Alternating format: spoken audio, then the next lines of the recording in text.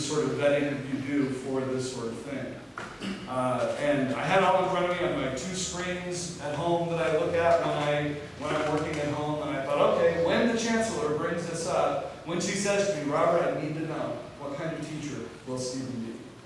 We never had that conversation. Instead, she told me during this conversation what kind of teacher she had decided that Steve Salaita would be, based on some tweets that she had been sent by people who had an agenda that she wanted to tell me about.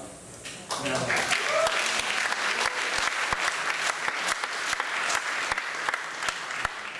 so I have my notes from that conversation. I know she takes notes on every conversation she has. Maybe our notes don't match up, but I have my version, she has her version. And I know that she talked to the board the next day. At that point, she never told me that this appointment was in peril. But she did tell me she wanted me to tell Stephen Salaita something. She told me to tell him that his social media presence would be monitored to make sure that he was not using university equipment on university time, on university property, to say things like he had said. And that she found what he said to be unacceptable. That we live in a town where we have to shop together. Target and Sam's Club.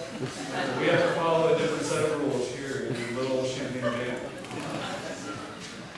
Don't quite know what that means.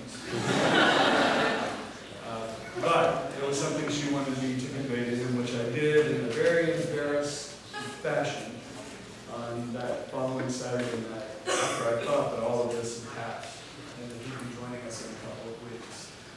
I asked her in that conversation, I said, I'm willing to say those things in some fashion to Steve Salaita, that you're, as long as I get to say that they're for you, not for me, and that I disagree